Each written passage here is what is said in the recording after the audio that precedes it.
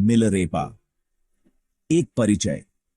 तिब्बत के बर्फीले पहाड़ों में एक महान योगी पैदा हुए। नाम था मिलरेपा।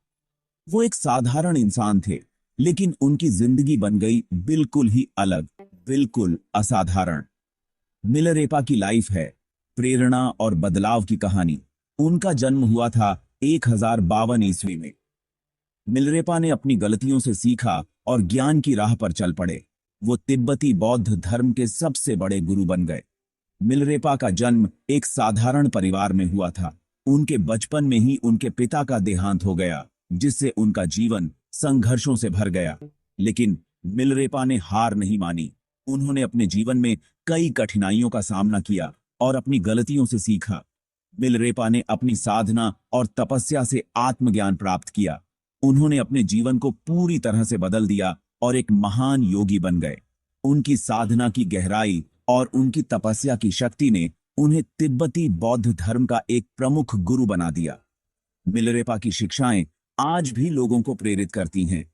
उनकी कहानी हमें यह सिखाती है कि चाहे जीवन में कितनी भी कठिनाइयां आएं, अगर हम अपने लक्ष्य के प्रति समर्पित रहें और अपनी गलतियों से सीखें, तो हम भी असाधारण बन सकते हैं।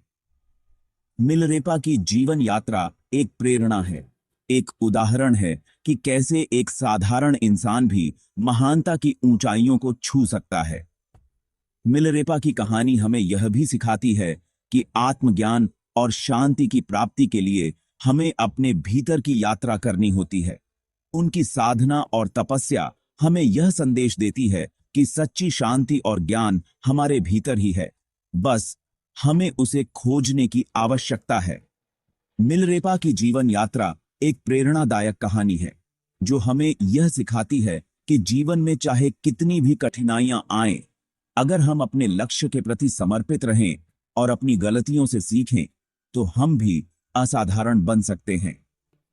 मिलरेपा की कहानी हमें यह संदेश देती है कि सच्ची शांति और ज्ञान हमारे भीतर ही है, बस हमें उसे खोजने की आवश्यकता है।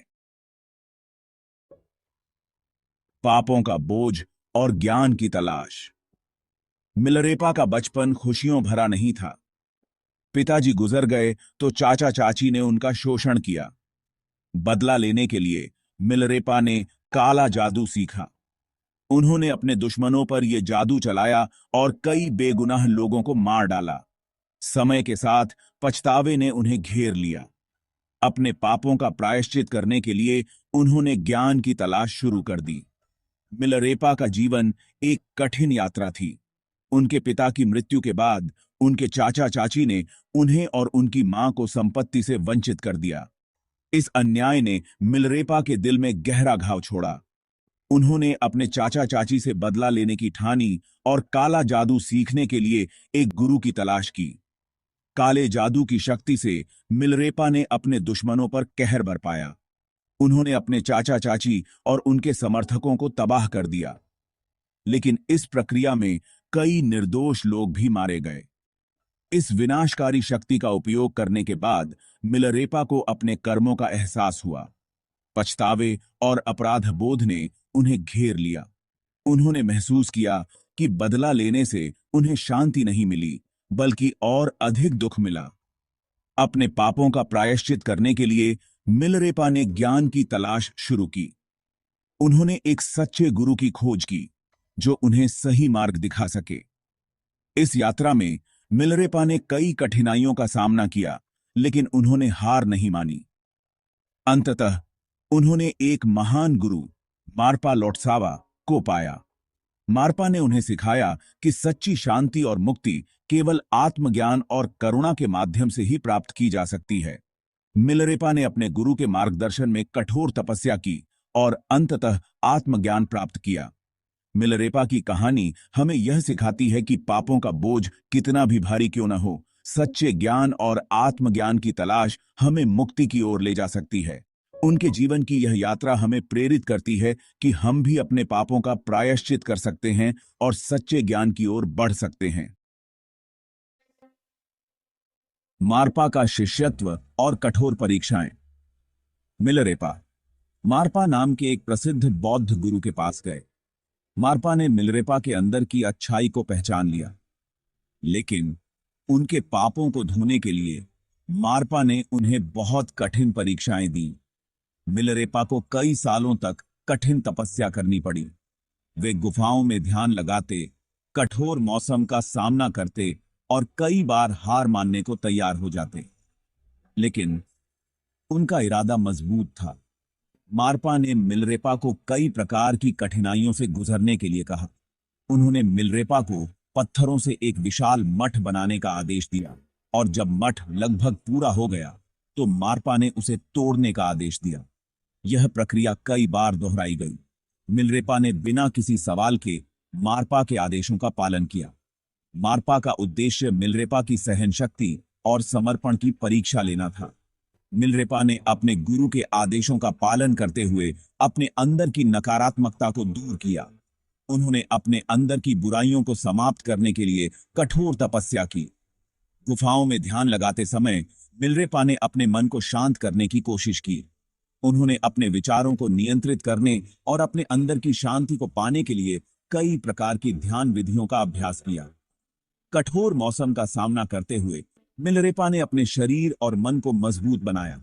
उन्होंने ठंड, गर्मी, बारिश और बर्फबारी का सामना किया। इन कठिनाइयों ने उन्हें और भी मजबूत बनाया।